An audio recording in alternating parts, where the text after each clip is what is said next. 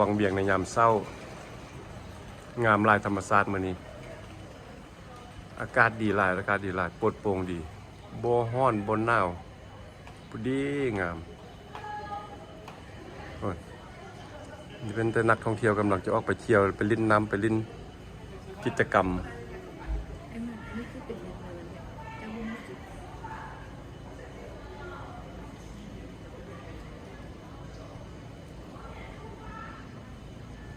ไปทางพูนเป็นผ้าแดงเด้อเดินในพื้นห้องว่าผ้าแดงนะทางฟากน้ำซองเบื้องนั้นพุ่นเลยนี่นะจักหน่อยก็สิลงไปลิ้นน้ำซองแล้วนี่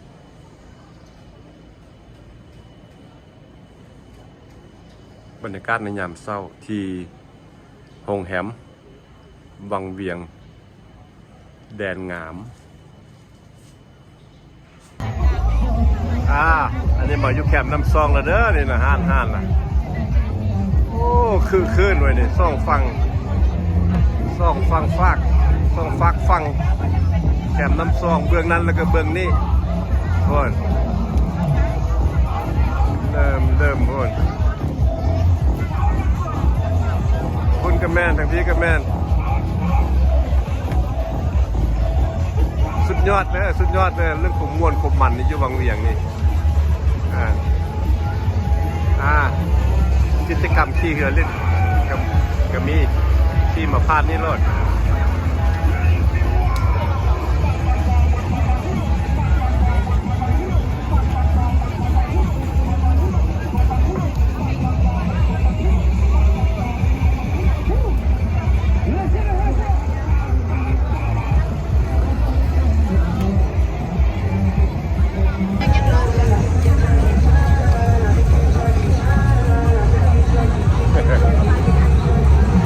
พักผ่อนย้อนอารมณ์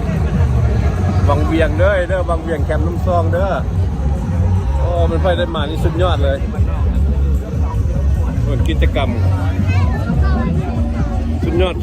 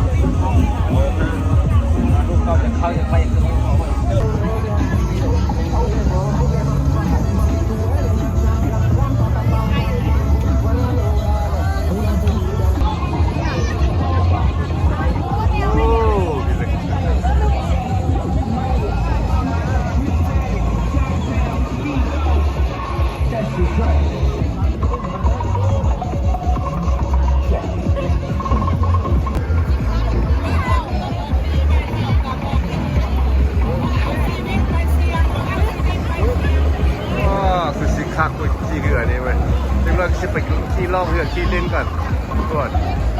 สบายโอ้ผู้พางามลายมึง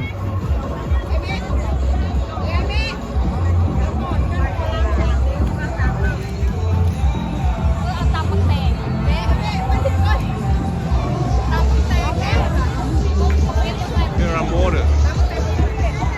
เยียงกันมาโลด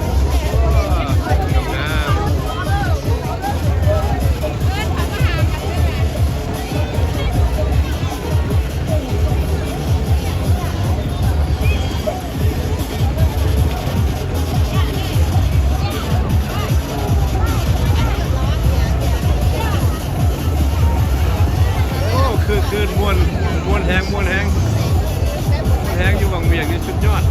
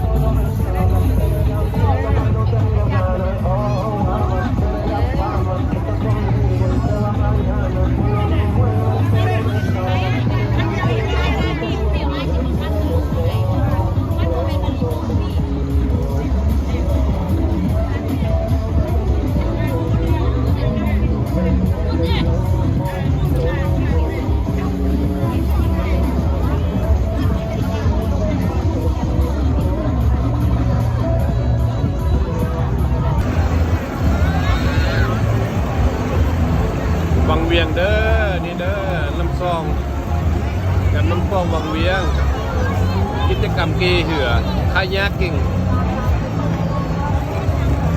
โอ้คือขึ้นด้วยคือขึ้นมวน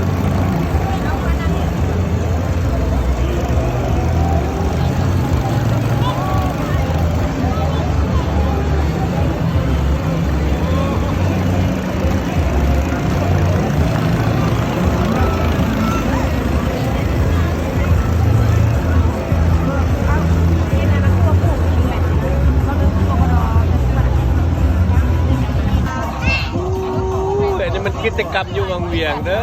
เมืองท่องเที่ยวบางเวียงแดนงามเอาจะพูดที่แล้ว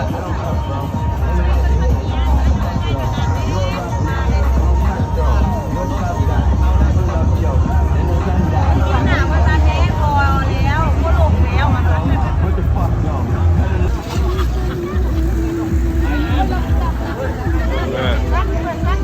บ๊ายบายนะจ๊ะบ๊ายบายไหมบ๊ายบายเนี่ยนี่นะ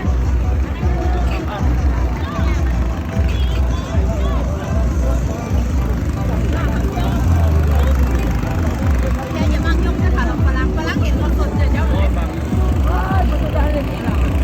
ก็ยังคนสด มีทุกอย่างมีคาแยกกิ้งมีทูบบิ้งมีอนาคีเหือโอ้ยมีความสุขอยู่บางเวียงนี่มดคนนี้แหละกิจกรรมยามแรงบางเวียงยามแรงขี่เหือล่องแม่น้ำเอาแต่ผู้มักแล้วเดี๋ยวนี้นะมีทราบกิจกรรมเกี่ยวกับลิ้นน้ำซอง1มาขี่คาแยกกิ้ง2มาขี่ทูบบิ้ง3มาขี่เหือแล้วแต่ผู้มัก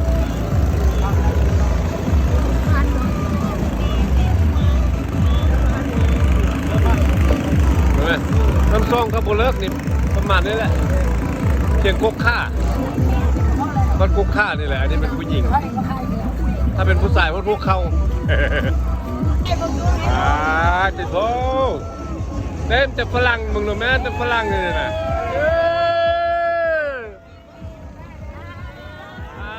แต่มันแต่ฝรั่งเฮ้ยบ้านน้ำซับ cheers bro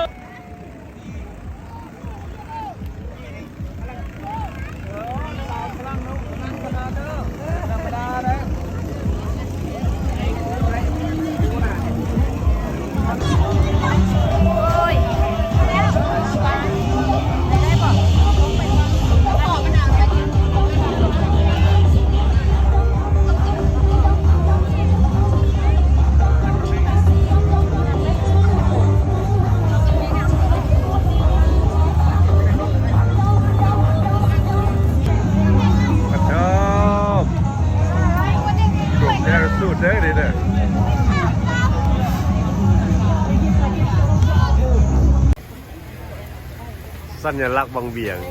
มาก็ต้องแม่นโรตีอย่างเดียวเด้อหอมกันนะตอนนี้นะคุณ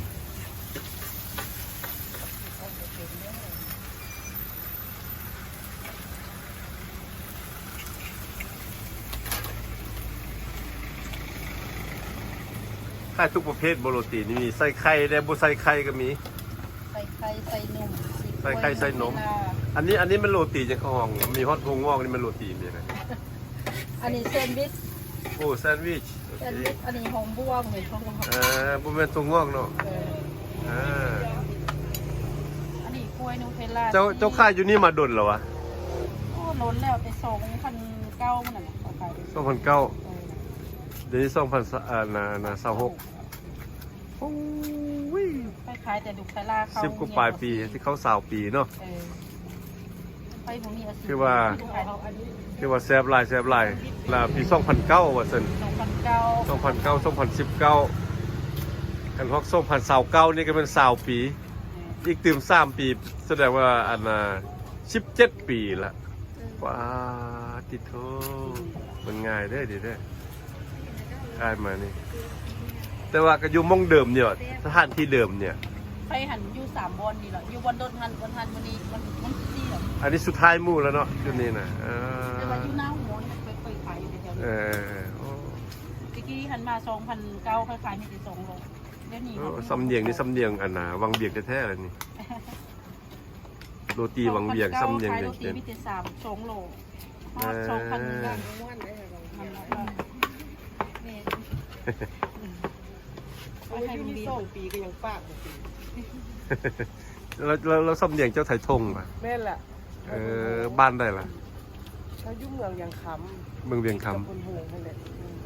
ขึ้นกับพูนโหงเมือง ก็เมืองยังคำแต่ว่าติดกับคนโหง เมืองเวียงคำเครื่องเวียงจันทน์เนาะติดกับพูนโหงมึงดูอยู่พุ่นน่ะก็ยังขี่รถมาซื้อโรตีวังเบียงพี่กินเด้ออยู่สว่าเด้อความมีเสน่ห์แล้วก็ความแซ่บอันนาว่าแท้อยู่อันนาแถวนั้นบ่มีค่ายโรตีเลยวะมีมั้ยมีอยู่ แต่ว่าเอามาอยู่ที่ โอ้เจ้ามาอยู่พี่แล้ว ไม่เรียก มาเที่ยวอยู่พี่แบบมาเฮ็ดเวียงเราเบิดเวียงแล้วก็กลับคืนบ้านเกิดกลับคืน กับกระเกี่ยวกับที่รถไฟเหมือง ว่ามาบ่ได้มาแบบอยู่ประจำจะมาเฮ็ดเวียก ประจ อยู่ประจำ ำ แล้ว แต่ว่าผมเรียกกับเหมือง เอาเฮ็ดเวียกหยังเนาะคันถ้าบ่รังเกียจบ่มาเฮ็ดเวียกเกี่ยวกับหยัง เอาได้ป่ะ เออ ยุหลานแท้ยุหลานสต็อกแท้ ร้านสต็อกเพิ่นก็ ร้านสต็อกแท้ ร้านสต็อก แท้